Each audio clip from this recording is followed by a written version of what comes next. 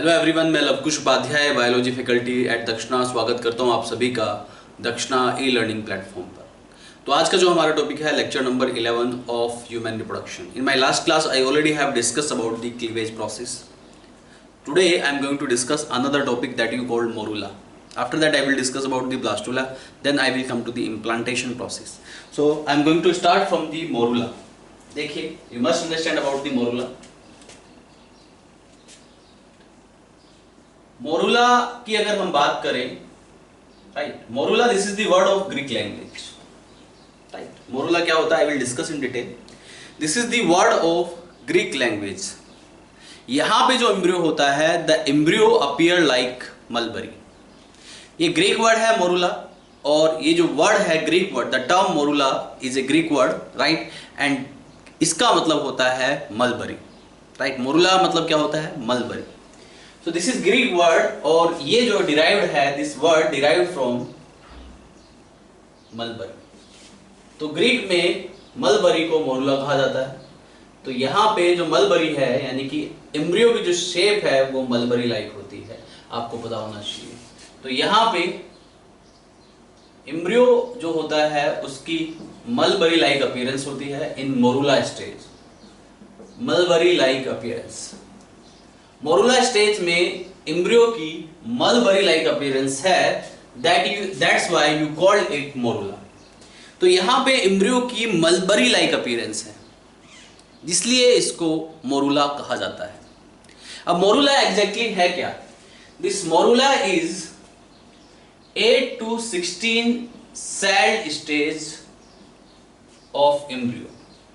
ये एम्ब्रियो की 8 से 16 सेल्ड स्टेज है, राइट. ये जो मोरूला होता है, this is solid ball like structure. This is the solid ball of 8 to 16 cell stage, right. तो मोरूला एक एम्ब्रियोनिक स्टेज है, और ये क्लीवेज प्रोसेस के दौरान इसकी फॉर्मेशन होती है, राइट. तो ये 8 to 16 cell stage of embryo, और आप ये कह सकते हैं this is 8 to 16 cell solid ball like structure. यहाँ पे कोई भी कैविटी वगैरह जैसी कोई चीज नहीं होती है, ये कंप्लीटली सॉलिड होता है, राइट. जब एक एम्ब्रियो मोरूला वाली स्टेज में होता है, 8 to 16 सेल स्टेज में होता है, तो इसके सराउंडिंग में प्रेजेंट होती है जोना पेलुसिडा. मोरूला में जोना पेलुसिडा इंटैक्ट रहती है, ये बात आपको याद रखनी है, right. This is zona pellucida. ये कौन सी लेयर है बेटा? ये जोना पेलुसिडा है. It will remain intact in morula stage also, right. Morula stage में भी ये इंटैक्ट रहेगी. This zona pellucida will remove in blastula stage. तो ब्लास्टुला स्टेज में ये जोना पेलुसिडा रिमूव होती है, लेकिन मोरूला स्टेज में ये जो जोना पेलुसिडा है, this is zona pellucida layer, it will remain intact. तो ये पॉइंट लिखिएगा कि मोरूला में in this stage zona pellucida remain intact. अभी जोना पेलुसिडा रिमूव नहीं हुई है. और यहाँ पे जो सेल्स की अपीयरेंस होती है, राइट, इन मोरूला स्टेज, वो मलबरी लाइक अपीयरेंस होती है. Is that clear all of you? यहाँ पे मलबरी लाइक अपीयरेंस होती है. ध्यान दीजिएगा, 8 to 16 सेल स्टेज है. This is 8 to 16 cell stage. This is hypothetical diagram. तो यहाँ पे इस 8 to 16 सेल स्टेज में जनरली कुछ पेरिफेरल सेल्स होती हैं, आउटर पेरिफेरल सेल्स, और कुछ सेल्स अंदर होती हैं, राइट. तो यहाँ पे जोना मोरूला स्टेज में जो सेल्स होती हैं, एक होती है आउटर पेरिफेरल सेल, और दूसरी होती है इनर सेल मास. तो यहाँ पे जो आप देख रहे हैं, this is outer peripheral cell. Outer peripheral cell, यही outer peripheral cell blastula stage में जाके कन्वर्ट हो जाएगी ट्रोफोब्लास्ट लेयर में. That I will discuss later. यहाँ पे आउटर पेरिफेरल सेल्स का क्या कैरेक्टर है? ये जो आउटर पेरिफेरल सेल्स होती है, इसके बारे में आपको बता देता हूँ. ये जो आउटर पेरिफेरल सेल्स हैं, these outer peripheral cells these are flattened cells, ये फ्लैटेंड सेल्स हैं और यहां पे इनमें गैप जंक्शन होता है। There is gap, sorry tight junction, गलती से मैंने आपको गैप जंक्शन बता दिया। इन आउटर पेरिफेरल सेल्स के बीच में, मोरुला स्टेज में जो आउटर पेरिफेरल सेल्स हैं इनमें टाइट जंक्शन होता है, ये बात आपको याद रखनी है। Here this is tight junction, is that clear? वहीं यहां पे मोरुला स्टेज में अंदर की तरफ कुछ सेल्स होती हैं,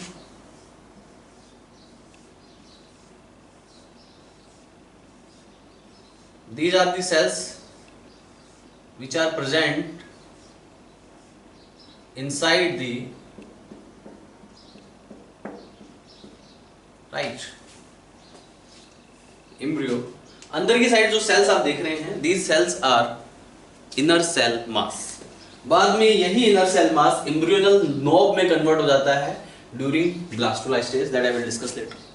यहां पे ये inner cell मास है, दिस इज मोरुला स्टेज। ये जो इनर सेल मास है, इन इनर सेल्स के बीच में गैप जंक्शन होता है। कौन सा जंक्शन होता है? याद रहे, गैप जंक्शन होता है। तो इनर सेल मास में गैप जंक्शन देखा जाता है, ये आपको बात याद रखनी है। This is about the morula. तो मोरुला 8 to 16 सेल स्टेज है। This is solid ball like structure, mulberry like appearance, that's why this is called morula stage. And इसमें जोना पेलुसिडा इंटैक्ट रहती है। इसमें सेल्स 2 रीजन्स में divide होती है, outer peripheral cells and inner cell mass. जो outer peripheral cells हैं उनमें होता है टाइट जंक्शन और जो इनर सेल मास है उनमें होता है gap junction. Are you getting on? तो ये कुछ डिटेल्स थी about the morula stage. Morula के बाद जो नेक्स्ट स्टेज आती है जिसको आप ब्लास्टुला स्टेज बोलते हो, या the process you call blastulation process. Morula बनना मतलब मोरुलेशन, ब्लास्टुला का बनना मतलब blastulation, right? Is that clear? तो क्लीवेज के दौरान यहाँ पे सबसे पहले मोरुला बन रहा है। मोरुला के बाद जो अगला स्ट्रक्चर जो बनता है वो होगा ब्लास्टुला, और ब्लास्टुला के बाद जो अगला स्ट्रक्चर होगा वो होगा गैस्ट्रुला। तो ये कुछ स्टेजेस देखी जाती हैं। तो मोरुला हमारा क्लियर हो गया, इसके बाद है ब्लास्टुला। देखिए, ध्यान दीजिए please. Now I am going to discuss about blastula. Please ध्यान दीजिए। अगर मैं बात करूं ब्लास्टुला की, तो what is blastula exactly? Right, blastula का स्ट्रक्चर, राइट, मोरुला के स्ट्रक्चर से डिफरेंट होता है। इन मैमल्स इस स्ट्रक्चर को आप कहते हैं blastocyst. There are so many types of blastula. Animals to animals blastula जो है वेरी करता है, उसका स्ट्रक्चर वेरी करता है, right? There are so many types of blastula, but I am not going to discuss about the types of blastula because that is not the part of your syllabus, right? तो यहाँ पे इतना जान लीजिए कि जो मैमल्स का blastula होता है, जो ह्यूमन बीइंग का जो ब्लास्टुला होगा, उसको आप ब्लास्टोसिस्ट बोलेंगे। इसको ब्लास्टोसिस्ट इसलिए बोला जाता है due to different nature of cells in the blastocyst. यहाँ पे ब्लास्टुला में डिफरेंट नेचर ऑफ सेल्स होता है, तो वहाँ पे सिस्ट लाइक स्ट्रक्चर बन जाता है due to different nature of cells, that's why you call it blastocyst. तो मैमल्स में ब्लास्टुला को ब्लास्टोसिस्ट कहा जाता है, राइट? यू नो, जैसे ही मोरुला बनता है, morula move towards the uterus cavity, right? जैसे फर्टिलाइजेशन जो साइट होती है वो है ampullary isthmus junction. In human being fertilization take place करता है एम्पुलरी इस्थमस जंक्शन पे। उसके बाद ciliary action of fallopian tube से, फैलोपियन ट्यूब की जो लाइनिंग में जो जनरली टिश्यू प्रेजेंट होता है वो सिलिएटेड कॉलमनर एपिथेलियम टिश्यू है। Ciliary action of fallopian tube की लाइनिंग में सिलियरी एक्शन होता है, राइट? और उस एक्शन की वजह से नाउ दिस एम्ब्रियो और the morula which move towards the uterine cavity. मैं ब्लास्टुला के बनने का प्रोसेस आपके साथ डिस्कस कर रहा हूँ। तो यहाँ पे मोरुला बन गया। Now morula will move towards the uterine cavity, ये बात आपको याद रखनी है। Morula move towards the uterine cavity. तो यूटेराइन कैविटी की तरफ मोरुला मूव करेगा, right? Eight the and uterus में इम्प्लांटेशन टेक प्लेस करता है, इसलिए इसकी मूवमेंट जरूरी है। जैसे ही वो यूटेराइन कैविटी की तरफ मूव करेगा morula, right, it will start to fill with a nutritive fluid. तो मोरुला जो कि एक सॉलिड बॉल लाइक स्ट्रक्चर था, इसमें जैसे ही वो यूटेरस की तरफ मूव करेगा तो उसके अंदर एक न्यूट्रिटिव फ्लूइड फिल होना स्टार्ट हो जाएगा, और उस न्यूट्रिटिव फ्लूइड के फिल होने की वजह से वहाँ पे एम्ब्रियो के अंदर एक कैविटी डेवलप हो जाएगी जिसको आप ब्लास्टोसील कहते हैं। तो यहाँ पे एक कैविटी डेवलप हो जाएगी जिसको आप क्या कहते हैं, blastocoel. Is that clear all of you? क्योंकि ब्लास्टुला की स्ट्रक्चर की बात चल रही है तो कैविटी को आप क्या कहेंगे, सील, मतलब समझ रहे हो, cavity.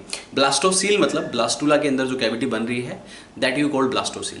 So when the morula will move towards the uterine cavity, it will get filled with the nutrients, with the nutrient fluid. Is that clear?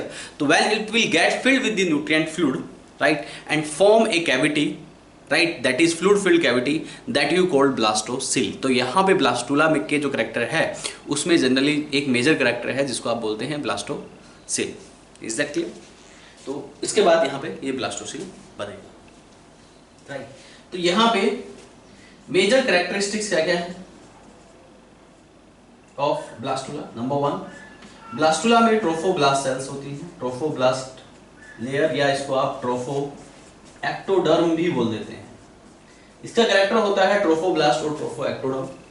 Morula में जो आउटर पेरिफेरल सेल्स थी वो ट्रोफोब्लास्ट या फिर ट्रोफो एक्टोडर्म बनाएगी, that will differentiate into the trophoblast और the trophectoderm. Are you getting? इसके बाद दूसरा क्या है? इसके बाद दूसरा है, इसके अंदर जो है इनर सेल मास होती है जो कि मोरुला में प्रेजेंट है। बाद में ये inner cell mass embryonal knob बनाने का काम करती है। Is that clear? तीसरा है कि यहाँ पे ब्लास्टोसील कैविटी होती है। तो ये मेजर कैरेक्टरिस्टिक्स है। Is that clear to all of you? बात समझ में आ रही है?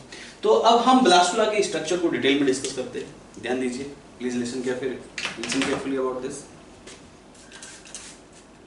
Now I'm going to draw the structure of blastula. ये मैंने मोरुला का स्ट्रक्चर ड्रॉ किया है, ये you have to draw it. Next is structure of blastula देख लेते हैं। ये जो कैरेक्टरिस्टिक्स हैं ब्लास्टुला के स्ट्रक्चर में जो प्रेजेंट होते हैं, you have to understand about this. ध्यान दीजिए।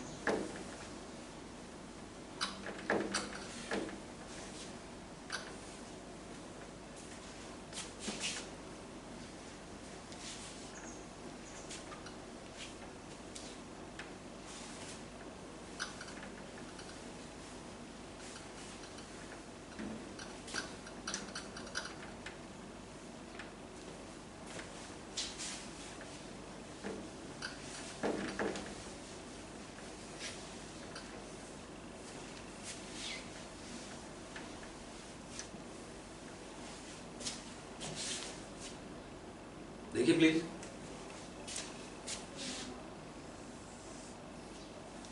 सीधी स्ट्रक्चर ऑफ ब्लास्टुला। ब्लास्टुला का स्ट्रक्चर मैं बता रहा हूं आपको। यहाँ पे कैरेक्टरिस्टिक्स मैं बता ही चुका हूं आपको, what are the major characteristics of blastula. यहाँ पे ब्लास्टुला में भी at the earlier blastula stage trophozona pellucida will remain intact. जैसे ही यहाँ पे जैसे ही ब्लास्टोसिस्ट का साइज बढ़ता जाता है वैसे ही जोना पेलुसिडा, राइट, वहाँ से रिमूव हो जाती है। ये बात आपको याद रखना है। Is that clear? बात समझ में आ रही? तो यहाँ पे exactly the structure of blastula या blastocyst in case of human being, this is called blastocyst. तो यहाँ पे एक आउटर लेयर होती है, जिस आउटर लेयर को आप कहते हैं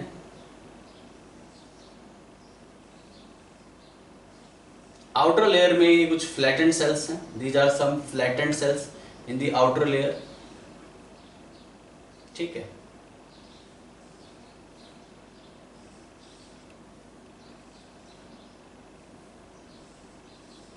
तो ये कुछ फ्लैटेंड सेल्स है आउटर लेयर में। इन फ्लैटेंड सेल्स को आप ट्रोफोब्लास्ट कहते हैं। याद रखिए, दिस इज ट्रोफोब्लास्ट लेयर।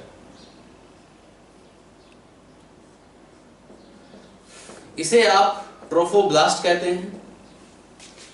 यहां पे जैसा कि मैंने आपको बताया कि जैसे ही मोरुला यूटेराइन कैविटी के अंदर एंटर करता है तो उसके अंदर एक फ्लूइड फिल्ड कैविटी डेवलप हो जाती है जिसको आप ब्लास्टोसील कहते हैं।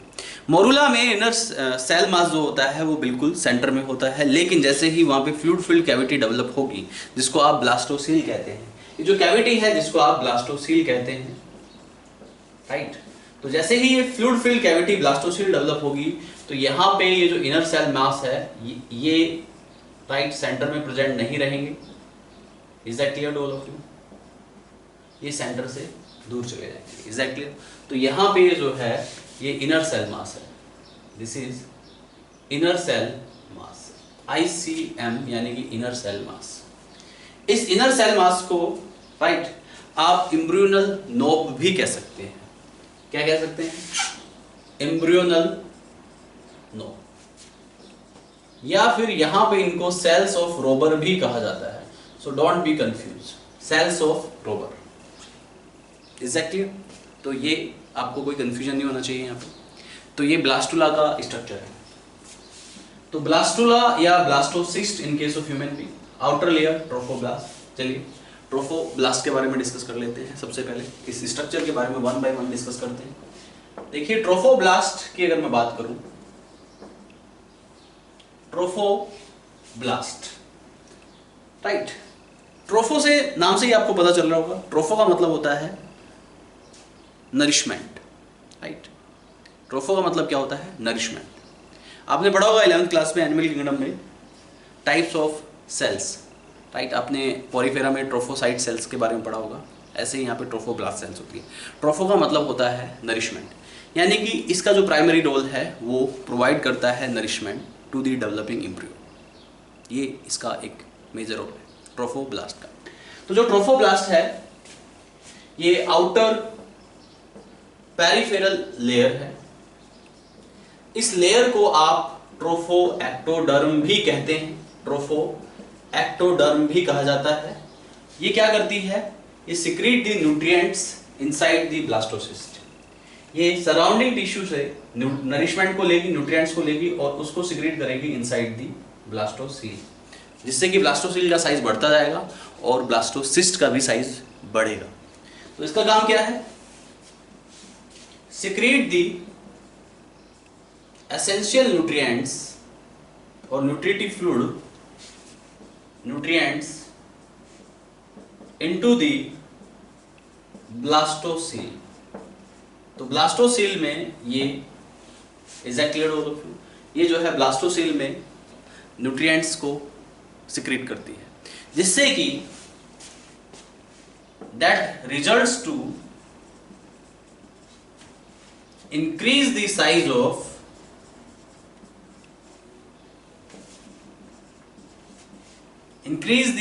ऑफ ब्लास्टोसील, जिसकी वजह से ब्लास्टोसील का साइज बढ़ेगा और ब्लास्टोसिस्ट का भी साइज बढ़ेगा। यहां पे एक इंपॉर्टेंट पॉइंट आपको याद रखना है, जैसे ही ब्लास्टोसिस्ट का साइज बढ़ता है, राइट, तो ये जो ब्लास्टोसिस्ट है इसका साइज बढ़ने पर या ब्लास्टुला का साइज बढ़ने पर यहाँ पे जो जोना पेलुसिडा है, राइट, उसमें जो है क्या होता है, उसमें जो है एक स्लिट पोर डेवलप हो जाता है। Is that clear all of you? तो उसमें स्लिट डेवलप हो जाने की वजह से ये जो ब्लास्टुला है या ये जो ब्लास्टोसिस्ट है that squeeze out from the zona pellucida, और जोना पेलुसिडा यहाँ से रिमूव हो जाएगी। कैसे? मैं बता देता हूँ। सपोज दैट यहाँ पे ये जोना पेलुसिडा है, this is zona pellucida as I already discuss before. Zona pellucida layer remain intact, ये जोना पेलुसिडा है।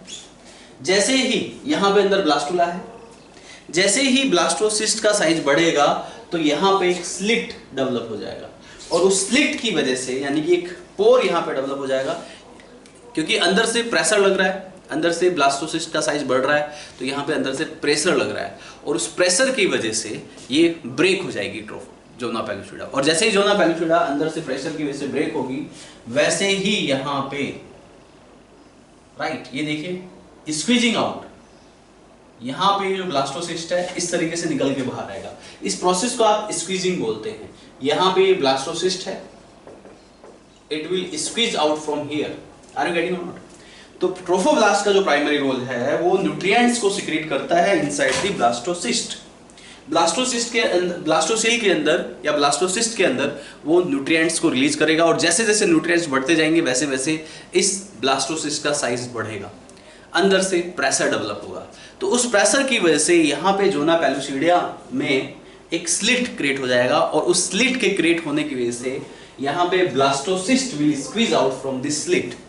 इस स्लिट से ब्लास्टोसिस्ट स्क्वीज आउट हो जाएगी, यानी कि बाहर निकल आएगी। ये बात ध्यान रखनी है आपको। तो यहाँ पे ये कौन सी लेयर है? जोना पेलुसिडा है। That result to increase the size of blastocoel. Nutrients अंदर है तो ब्लास्टोसील ब्लास्टोसिस्ट का साइज बढ़ा, और जैसे ही ब्लास्टोसिस्ट का साइज बढ़ेगा, increasing pressure in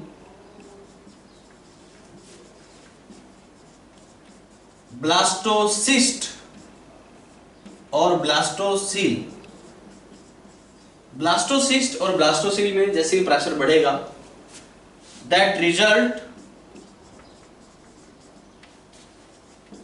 to create a slit in zona pellucida. Zona pellucida में एक स्लिट डेवलप हो जाएगा, and at the end this blastocyst will squeeze out from zona pellucida. अब जोना पेलुसिडा से यहाँ पे जो स्क्वीज आउट हो गया। यहाँ पे जनरली जोना पेलुसिडा का एक रोल ये भी है, जब तक ये जोना पेलुसिडा रहेगी, राइट, जब तक ये जोना पेलुसिडा एम्ब्रियो के सराउंडिंग में इंटैक्ट रहेगी, तब तक इम्प्लांटेशन नहीं होगा। तो अर्ली इम्प्लांटेशन को, क्योंकि इम्प्लांटेशन यूटेरस में ही होता है, अगर ये जोना पेलुसिडा नहीं होगी तो जोना पेलुसिडा नहीं होने की वजह से क्या होगा कि जो इम्प्लांटेशन है वो पहले ही हो जाएगा। इम्प्लांटेशन में भी take place in Fallopian tube, right, that you called ectopic pregnancy. फिर उस प्रेगनेंसी को आप एक्टोपिक प्रेगनेंसी कहेंगे।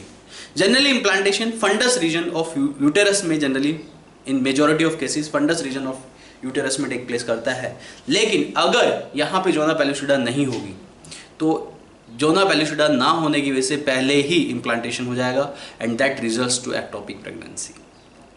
That will not be normal pregnancy. Is that clear all of you? तो ये कंडीशन है।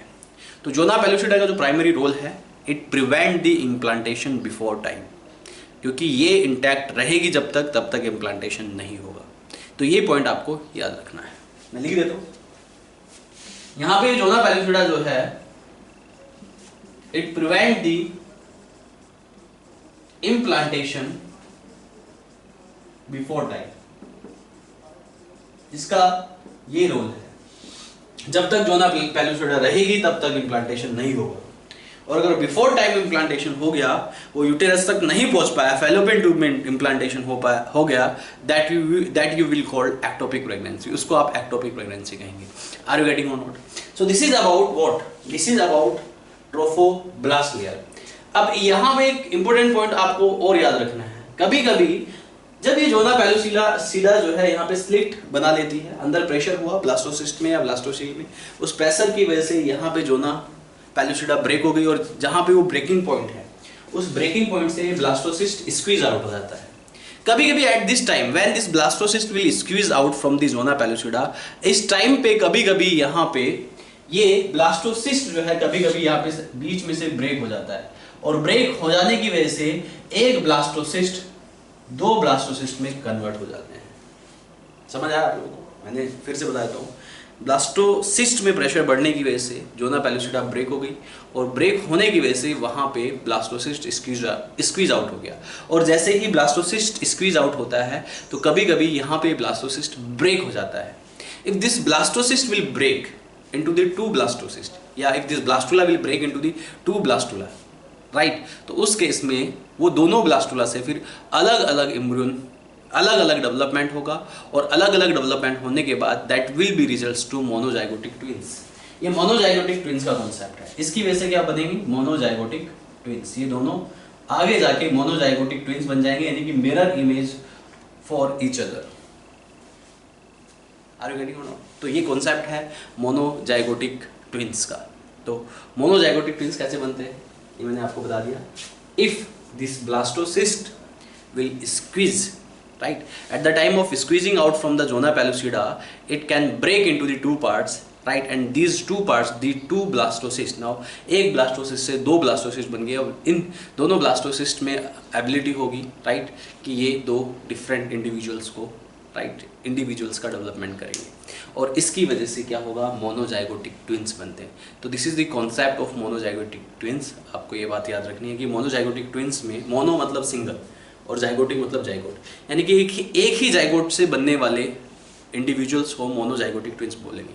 तो यहाँ पे जाइगोट एक ही था, लेकिन वो ब्लास्टुला स्टेज में जाने के बाद स्प्लिट हो गया, और उसके स्प्लिटिंग की वजह से ब्लास्टुला जैसे स्प्लिट हुआ तो स्प्लिटिंग की वजह से वहाँ पे दो डिफरेंट इंडिविजुअल्स डेवलप हो गए, but they will be mirror image for each other and they will be called monozygotic twins. Are you getting? तो ये हो गया about the concept of monozygotic twins, about the trophoblast. Now come to the next, inner cell mass की बात करते हैं। ये बात आपको याद रखनी है, right. Now I am going to discuss about the inner cell mass. तो ये पॉइंट्स आपको लिखने हैं, ये सारे पॉइंट्स आपको याद रखने हैं। This points are very important, can frame as question in your exam. इसके बाद हम बात करते हैं, देखिए प्लीज ध्यान दीजिएगा, नेक्स्ट इज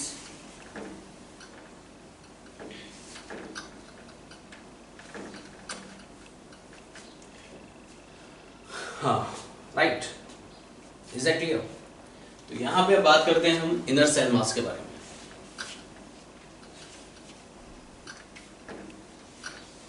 इसको भी साफ कर देते हैं, ध्यान दीजिए।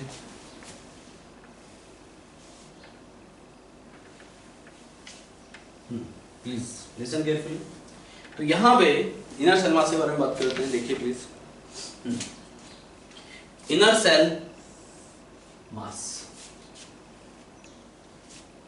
ICM या इनर सेल मास, जैसे कि मैं आपको पहले मोरुला वाली स्टेज में भी बता चुका हूं, ये inner cell mass further will differentiate into the embryo. Trophoblast का कोई भी पार्ट एम्ब्रियो में डिफरेंशिएट नहीं होता। ये इनर सेल मास आप जो देख रहे हैं, ये इनर सेल मास आगे जाके एम्ब्रियो में डिफरेंशिएट होगा। तो एम्ब्रियो के जितने भी पार्ट्स हैं या जो फीटस का जो डेवलपमेंट होगा, वो उसका जो ओरिजिन है वो ये एम्ब्रियोनल, ये जो इनर सेल मास है यही है। Are you getting? तो यहां पे जो इनर सेल मास है, राइट, इसको आप यहां पे एम्ब्रियोनल नोब भी कह सकते हैं, एम्ब्रियोनल नोब, राइट। इसको आप एम्ब्रियोनल नोब भी कहेंगे क्योंकि ये एम्ब्रियोनल नोब आगे जाके बनाएगा embryonal disc. About embryonal disc I will discuss in detail, and this embryonal disc will differentiate into the embryo or the fetus of the or the young ones, और आगे जाके यहीं से इस embryo का और fetus का development होगा, right? Is that clear to all of you? And the inner cell mass which is intact with the trophoblast cells, इसे आप cells of Rober भी कहते हैं, as I already told you before. एक चीज और यहाँ पे इनर सेल मास के हिसाब से यहाँ पे आप ब्लास्टोसिस्ट का पोल भी डिसाइड कर सकते हैं।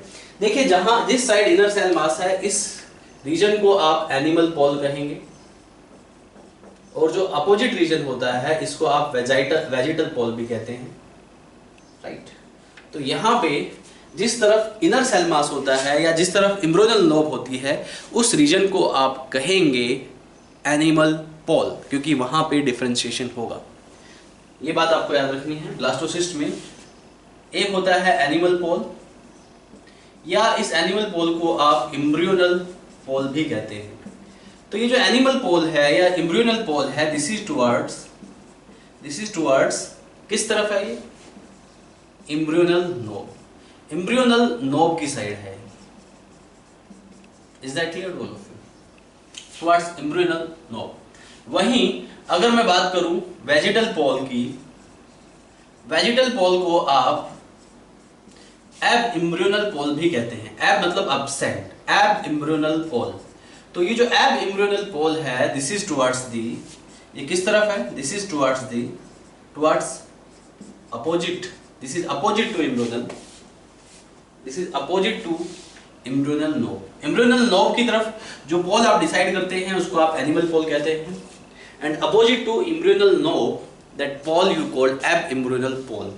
This is opposite to embryonal pole. ये एम्ब्रियोनल पोल के बिल्कुल अपोजिट है। So this is about inner cell mass को आप एम्ब्रियोनल नोब बना देता है। इनर सेल मास जो है that will form embryonal knob, जिसको आप सेल्स ऑफ रोबर भी कहते हैं। इसके अलावा यहाँ पे ये जो है डिसाइड करता है ब्लास्टोसिस्ट में पोल को। जिस तरफ ये एम्ब्रियोनल नोब प्रेजेंट होगी उस तरफ आप एनिमल पोल कहेंगे या एम्ब्रियोनल पोल कहेंगे, एंड इसके अपोजिट साइड जो पोल होगा उसको आप एब एम्ब्रियोनल पोल कहेंगे, राइट। और ये later this embryonal knob structure will differentiate into the embryo और द फीटस। ये बात आपको याद रखनी है। इसके बाद हम बात करते हैं ब्लास्टोसील के बारे में। ब्लास्टोसील कैसे बनता है, राइट। देखिए प्लीज, पहला स्ट्रक्चर मैंने ट्रोफोब्लास्ट बता दिया आपको, दूसरा स्ट्रक्चर मैंने एम्ब्रियोनल लोब ये भी बता दिया, तीसरा स्ट्रक्चर है ब्लास्टोसील। ये बात आपको याद रखनी है। ब्लास्टोसील की अगर हम बात करें, blastocoel this is formed after filling of nutrients into the blastocyst, inside the blastocyst। तो inside the blastocyst जब न्यूट्रिएंट फ्लूइड फिल्ड हो जाता है, राइट, तब यहाँ पे ये कैविटी डेवलप होती है जिसको आप ब्लास्टोसील कैविटी कहते हैं। और ये जो न्यूट्रिएंट्स होते हैं, राइट, ये एक डेवलपिंग एम्ब्रियो को नरिशमेंट प्रोवाइड करते हैं एट द अर्लियर टाइम, जब तक प्लेसेंटा डेवलप नहीं होती। उसके बाद में इस रोल को, राइट, रिप्लेस कर लेती है placenta. Is that clear? So this is all about blastula या ब्लास्टोसिस्ट। मैं फिर से एक बार डिस्कस कर देता हूँ। ब्लास्टुला या ब्लास्टोसिस्ट कब बनता है?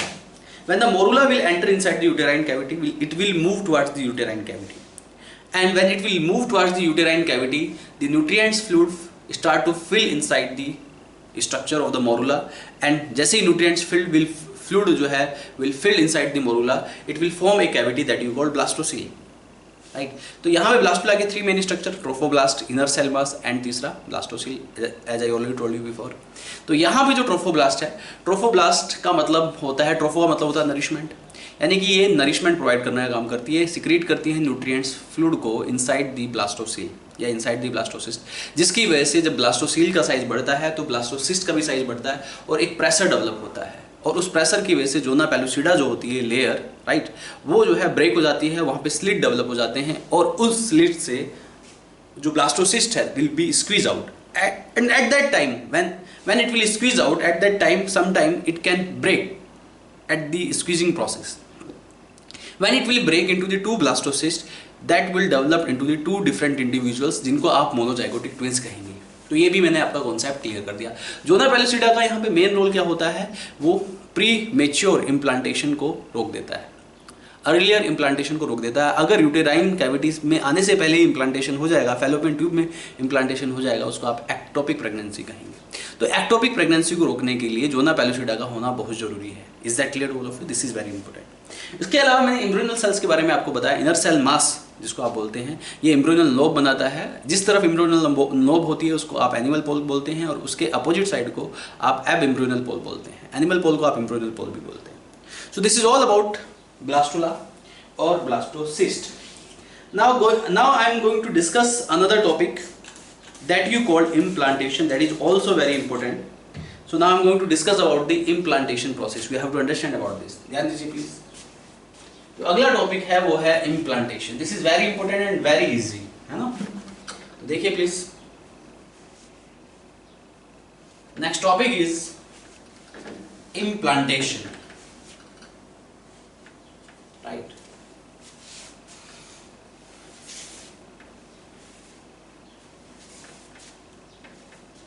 इम्प्लांटेशन जनरली ब्लास्टोसिस्ट वाली स्टेज में पॉसिबल होता है, राइट। मोरुला वाली स्टेज में इम्प्लांटेशन नहीं होता, क्योंकि मोरुला में यहाँ पे जोना पेलुसिडा इंटैक्ट रहेगी। जैसे ही जोना पेलुसिडा रिमूव होगी वैसे ही इम्प्लांटेशन होगा। As I already told you before, जब तक जोना पेलुसिडा रहेगी तब तक इम्प्लांटेशन नहीं होगा, और जैसे ही जोना पेलुसिडा ब्रेक हो जाती है, जैसे ही जोना पेलुसिडा ब्रेक हो जाती है, वैसे ही इम्प्लांटेशन विल टेक प्लेस। तो इम्प्लांटेशन भी बहुत जरूरी प्रोसेस है, राइट। तो इम्प्लांटेशन एग्जैक्टली क्या है, चलिए डिस्कस करते हैं। तो ध्यान दीजिए please about implantation. Now I am going to discuss about the implantation process. Implantation की हम बात करते हैं यहाँ पे। Implantation, this is the process of attachment of the embryo with the uterine wall और विद द एंडोमेट्रियम वॉल।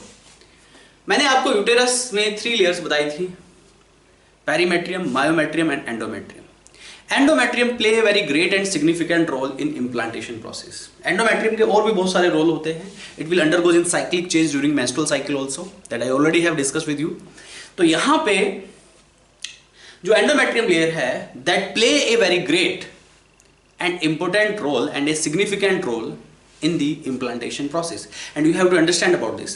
तो यहाँ पे जो implantation है, इसका exact meaning क्या है, इस implantation का exact मतलब क्या है। you know, after fertilization के बाद ही फीमेल जो है कंसीव नहीं कर लेती है, यानी कि implantation नहीं हो जाता है। इम्प्लांटेशन होने में, इम्प्लांटेशन जो होता है आफ्टर द फर्टिलाइजेशन के आफ्टर 7 डेज, ये बात आपको याद रखनी है, आफ्टर 7 days of fertilization implantation will take place. तो first of all we have to understand about the implantation. Implantation is what exactly. अगर हम बात करें इम्प्लांटेशन की, so this is the process of attachment of embryo with uterine wall. Uterine wall के साथ embryo का attachment हो जाता है विद यूटेराइन वॉल, और या फिर आप एंडोमेट्रियम भी कह सकते हैं। तो एंडोमेट्रियम और यूटेराइन वॉल के साथ एम्ब्रियो का अटैचमेंट होना ही इम्प्लांटेशन है। तो यहाँ पे राइट, जो एम्ब्रियो है attach with the endometrium wall, is that clear all of you, और you can say uterine wall के साथ वो अटैच हो जाती है, जिसे आप इम्प्लांटेशन प्रोसेस कहते हैं। Are you getting? इसके बाद ध्यान दीजिएगा यहाँ पे, तो यहाँ पे endometrium play a very great and significant role in implantation process. Exactly implantation में होता क्या है, suppose that for example implantation में जनरली क्या होता है ये मैं आपको बता देता हूँ, राइट। जैसे ही जोना पेलुसिडा रिमूव होती है, जैसे ही blastocyst will come out from there, तो वहां पे जो ब्लास्टोसिस्ट में एक लेयर होती है ट्रोफोब्लास्ट। ट्रोफोब्लास्ट लेयर से यहाँ पे कुछ कोरियोनिक वेलाइज डेवलप हो जाती हैं। Chorionic villi helps in implantation process. इसके अलावा ये कोरियोनिक वेलाई जो है नरिशमेंट में भी हेल्प करती है।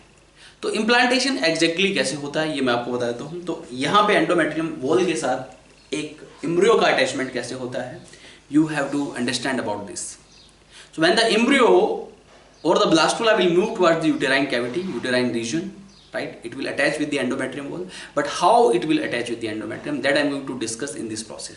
Exactly क्या होता है मैं आपको बताऊं। यहाँ पे जो ब्लास्टोसिस्ट की स्टेज के बाद कुछ एम्ब्रियो में कुछ डेवलपमेंट टेक प्लेस करते हैं। देखिए, जैसे कि मैं स्ट्रक्चर ड्रॉ करके बता देता हूँ आपको।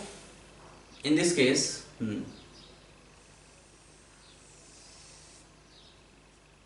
Please listen carefully about this. यहां पे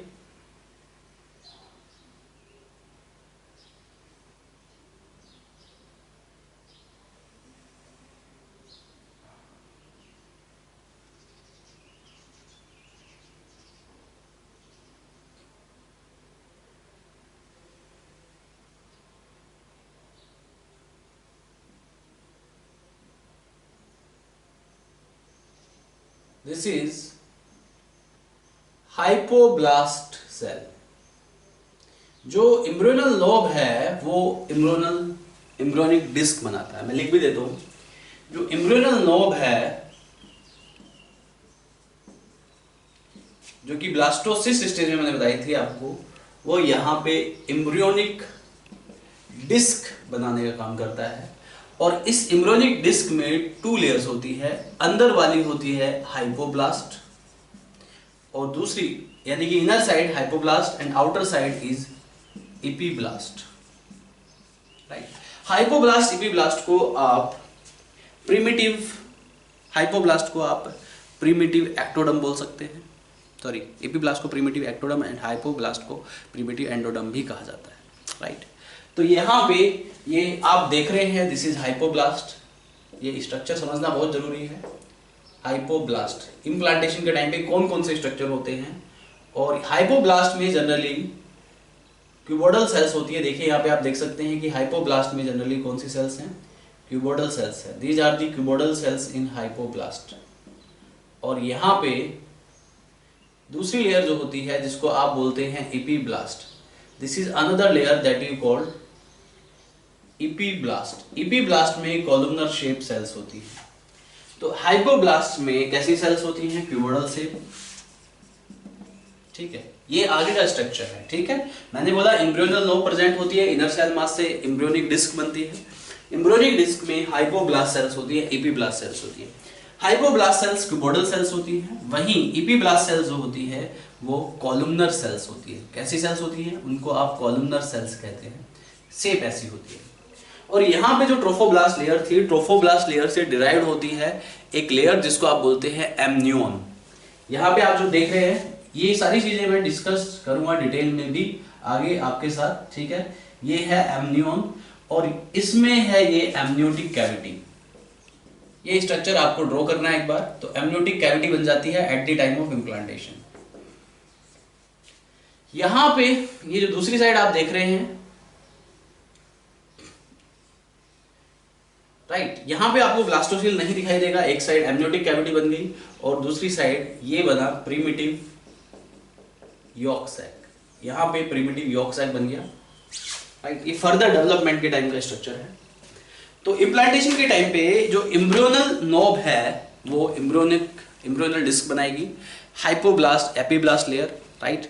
और इसके अलावा ट्रोफोब्लास्ट लेयर में डिफरेंशिएशन होता है, वो ये एमनियोटिक कैविटी बनाता है और प्रिमिटिव यॉर्क सैक बनता है। ये स्ट्रक्चर्स देखे जाते हैं at the time of what, at the time of implantation. एक चीज और यहां पे at the time of implantation जो ट्रोफोब्लास्ट सेल्स हैं, ट्रोफोब्लास्ट सेल्स में डिवीजन होता है। ट्रोफोब्लास्ट लेयर जो है वो डिफरेंशिएट हो जाती है टू मेजर लेयर्स में, टू सब लेयर्स में डिफरेंशिएट हो जाती है। सिंसिशियो ट्रोफोब्लास्ट और दूसरी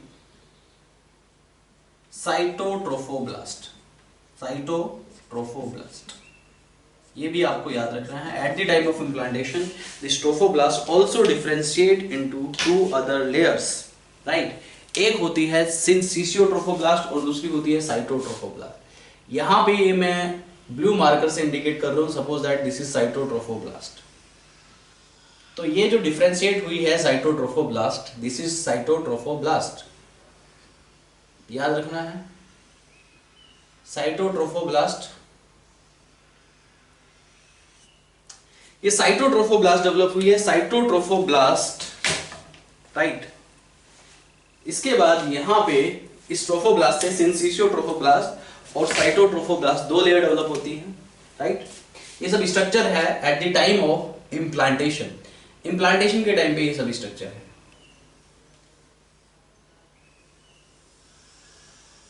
और साइटोट्रोफोब्लास्ट के बाद एक दूसरी लेयर है जिसको आप कहते हैं, राइट, दिस इज साइटोट्रोफोब्लास्ट। और ये जो दूसरी लेयर आप देख रहे हैं, इसमें आपको काफी सारे ऐसे न्यूक्लियस नजर आएंगे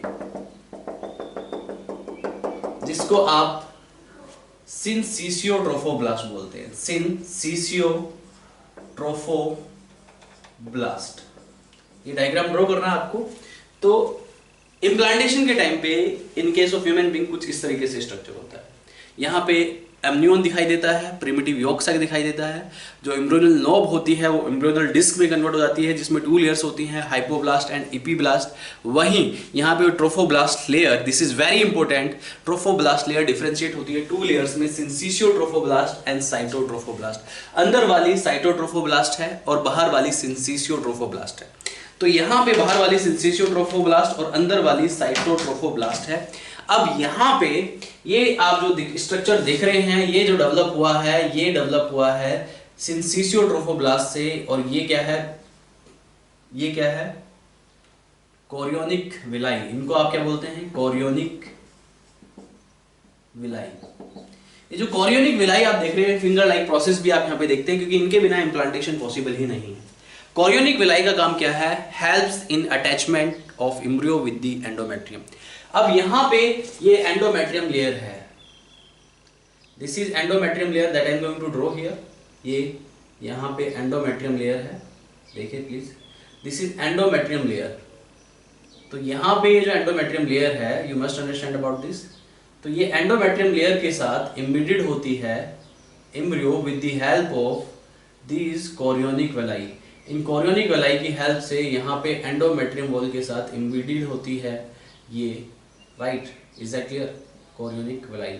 तो आपको ये बात याद रखनी है, ये जो फिंगर लाइक प्रोसेस आप देख रहे हैं ये अटैच है एंडोमेट्रियम वॉल के साथ। दिस इज एंडोमेट्रियम वॉल,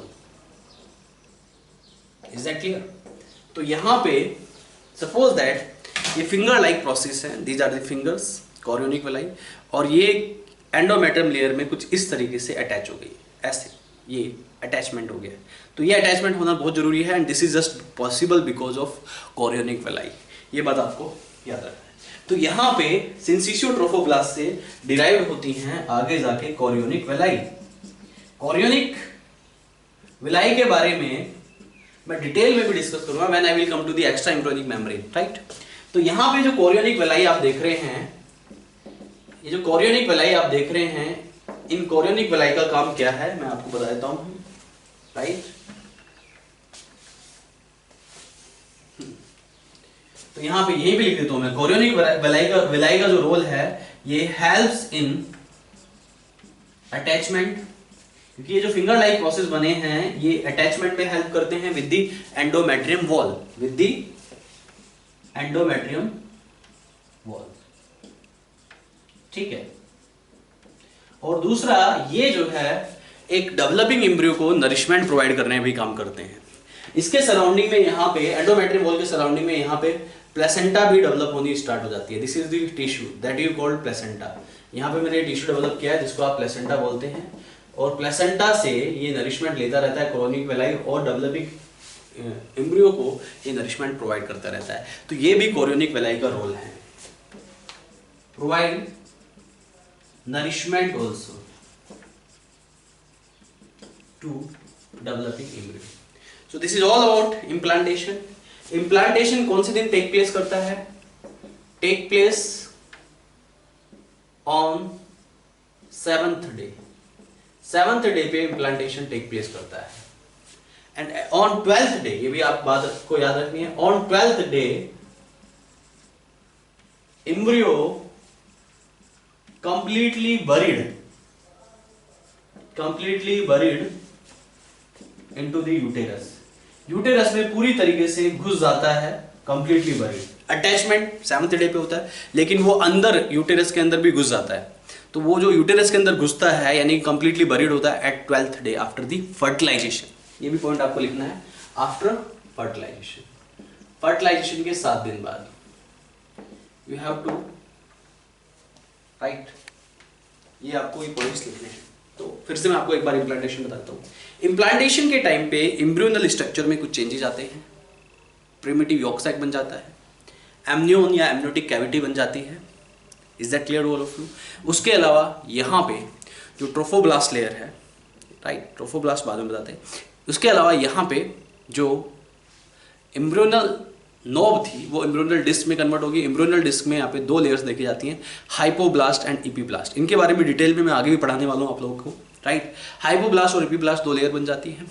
वहीं जो ट्रोफोब्लास्ट है वो 2 लेयर्स में डिफ्रेंशिएट होता है, साइटोट्रोफोब्लास्ट एंड सिंसिसियोट्रोफोब्लास्ट। जो सिंसिसियोट्रोफोब्लास्ट है वो मल्टी न्यूक्लिएट है। देखिए सिंसिसियो का मतलब क्या है? फ्यूजन ऑफ साइटोप्लाज्म ऑफ, यानी कि फ्यूजन ऑफ सेल्स का फ्यूजन होगा, राइट, साइटोप्लाज्म रहेगा, यानी कि मल्टी न्यूक्लिएट लेयर है ये। Is that clear? तो मल्टी न्यूक्लिएट, सिंसिसियो मतलब होता है जैसे सिंसिशियल मसल्स होती हैं, ऐसे ये सिंसिसियो ट्रोफोब्लास्ट है, यानी कि मल्टी न्यूक्लिएट। बाद में ये कोरियोनिक वेलाई डेवलप करती है, और ये कोरियोनिक वेलाई फिंगर लाइक प्रोसेस है।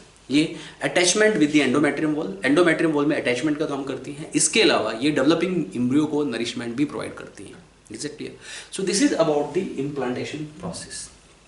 इसके अलावा यहाँ पे प्लेसेंटा आप देख रहे हैं, प्लेसेंटा भी डेवलप होना स्टार्ट हो जाती है, राइट। लेकिन अभी ये कंप्लीट डेवलप नहीं होती। कंप्लीटली ये जो डेवलप होगी ये 3rd month, after the completion of the 3rd month of the pregnancy, placenta की मैं बात कर रहा हूँ। इसके बाद I am going to discuss about the decidua. यहाँ पे एक टिश्यू बनता है decidua, you have to understand about the decidua. right? And type of decidua I will discuss, and after that I will discuss about the type of implantation also. और इसके बाद मैं type of implantation के बारे में भी discuss करूंगा, so listen carefully. इसके बाद बात करते हैं about the decidua. अभी decidua है क्या, you have to understand about this. Next is decidua, that is also related to the implantation. Decidua, this is the uterine part of placenta. देखिए जो प्लेसेंटा एक न्यूट्रिटिव टिश्यू है, आई will discuss in detail about the placenta. Generally जो placenta है इन case of human being, वो embryonic part से और uterus part दोनों के कॉम्बिनेशन से प्लेसेंटा बनती है. लेकिन जो यूटेराइन पार्ट ऑफ प्लेसेंटा होता है उसको आप डेसिडुआ बोलते हैं. ये part at the time of the delivery, right, delivery के टाइम पे ये जो डेसिडुआ पार्ट है ये पूरी तरीके से सेड ऑफ हो जाता है, यानी कि ये बाहर निकल आता है, ये निकल जाता है यूटेरस से, ये डिटैच हो जाता है at the time of delivery. But इस डेसिडुआ पार्ट के काफी सारे रोल हैं, काफी सारे सिग्निफिकेंस है, आई विल डिस्कस. तो यहाँ पे डेसिडुआ की अगर मैं बात करूं, सो this is the uterus part of placenta, uterus part of placenta. और डिलीवरी के टाइम पे ये डेसिडुआ जो है ये बाहर निकल जाता है, सेट ऑफ हो जाता है. It will become shed off during delivery. तो डिलीवरी के टाइम पे ये पार्ट विद प्लेसेंटा बाहर आ जाता है, राइट, डिलीवरी ऑफ चाइल्ड. ये जो डेसिडुआ होते हैं ये बेसिकली 3 टाइप्स के हैं, ये आपको पता होना चाहिए. There are 3 main types of decidua. Number 1 decidua basilis, number 2 decidua parietalis, and number 3 is decidua capsularis. तो सबसे पहले हम डेसिडुआ बेसिलिस की बात करते हैं. बेसिलिस, तो जो डेसिडुआ बेसिलिस है, as I already told you कि जो इम्प्लांटेशन टेक प्लेस करता है, that take place at the 7th day after fertilization. On 7th day after fertilization implantation take place करता है, but on 12th day it will completely buried inside the uterus. तो यहाँ पे जो embryo है, developing embryo है, वो पूरी तरीके से यूटेरस में बरीड हो जाता है. और जिस पार्ट में यूटेरस के वो एम्ब्रियो जो है बरीड होता है, उस पार्ट को आप डेसिडुआ कहते हैं. याद रखिए, suppose that this is uterus, ये यूटेरस पोर्शन है. यहाँ पे ये जो है एम्ब्रियो जो है यहाँ पे बरीड हो चुका है. This is the buried embryo inside the uterus.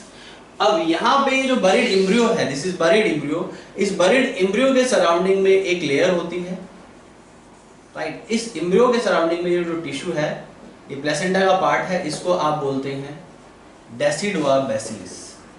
So this decidua बेसिलिस, और यहाँ पे क्या होगा, बाकी जो यूटेरस का रीजन होगा इसको आप क्या कहेंगे, मायोमेट्रियम कहेंगे.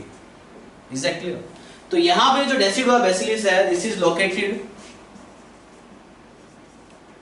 और यू कैन से this is overlying, right, on myometrium. This is overlying on myometerium. तो ये myometerium के ऊपर ओवरलाइंग है और ये पूरे एम्ब्रियो को सराउंड करता है, डेसिडुआ बेसिलिस. तो हम ये कह सकते हैं दिस इज लोकेटेड बिटवीन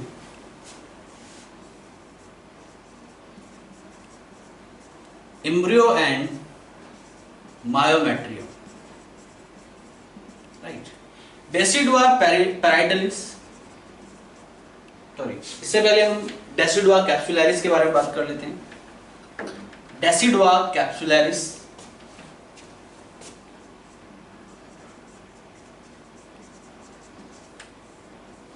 अगर बात करें डेसिडुआ कैप्सुलैरिस के बारे में, you have to understand about this. तो यहां पे डेसिडुआ कैप्सुलैरिस कौन सी लेयर है, देखिए ये यूटेराइन वॉल है, ये पूरा यूटेराइन वॉल का पोर्शन है. यहाँ पे this is the what, this is lumen of uterus. ये लुमिन ऑफ यूटेरस है, लुमिन ऑफ यूटेरस का जो एम्प्टी स्पेस है ये लुमिन ऑफ यूटेरस है. अब यहाँ पे एक दूसरी लेयर होती है, this is the another layer, ये मैंने रेड मार्कर से मार्क कर दिए. This is the another layer, right. This layer is called what, ये जो लेयर आप देख रहे हैं, this is this decidua layer is called decidua capsularis, जो कि लोकेटेड होती है between embryo and lumen of uterus. ये बात आपको याद रखनी, इनकी लोकेशन पे कभी कभी क्वेश्चन आ जाता है. This is decidua capsularis. जो डेसिडुआ कैप्सुलैरिस है, दिस इज लोकेटेड बिटवीन, इनकी लोकेशन पे क्वेश्चन आ जाता है, located between lumen of uterus and what and embryo और यूटेरस के लुमेन के बीच में लोकेटेड होती है डेसिडुआ कैप्सुलैरिस। इसके बाद यहां पे लास्ट है that I am going to discuss decidua parietalis. Right, decidua parietalis की बात करते हैं। This is decidua parietalis, this is the another layer जिसको आप डेसिडुआ पैराइटिलिस बोलते हैं। ये जो लेयर है आप देख रहे हैं, मैंने ब्लू मार्कर से मार्क किया है इसको आप डेसिडुआ पैराइटिलिस बोलते हैं। What is it? This is decidua parietalis. अब ये जो डेसिडुआ पैराइटिलिस है, देखिए ये तीनों लेयर के बारे में आपको पता होना चाहिए। ये सराउंडिंग में डेसिडुआ बेसिलिस, ये राइट से जो मैंने किया है डेसिडुआ कैप्सुलैरिस, और ये जो है डेसिडुआ पैराइटिलिस। तो जो डेसिडुआ पैराइटिलिस है ये आपको पता होना चाहिए।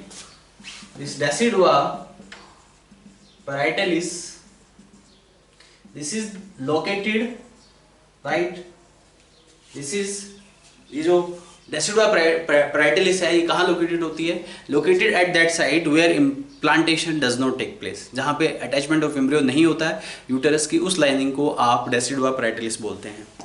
तो this is the uterus lining और uterus portion of placenta.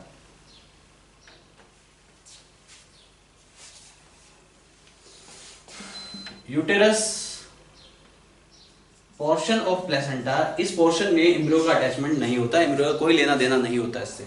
Uterus portion of placenta where embryo does not attach, जहां पे एम्ब्रियो अटैच नहीं होता उसे आप डेसिडुआ पैराइटिलिस रीजन बोलते हैं। तो 3 layers, decidua basalis in the surrounding of embryo, और you can see between the embryo and myometrium. उसके बाद decidua capsularis, that is located between the lumen of uterus and the what embryo. वहीं decidua parietalis जो है वो क्या है? That is the part of the uterus placenta where attachment of embryo does not take place, right. तो ये कुछ information about the decidua. इसके बाद, right, I will discuss about the type of placenta. Is that clear? Sorry, type of placenta नहीं। इसके बाद I will discuss about the type of implantation and gastrulation, that I will discuss in my next class. तब तक के लिए thank you very much, bye bye, take care.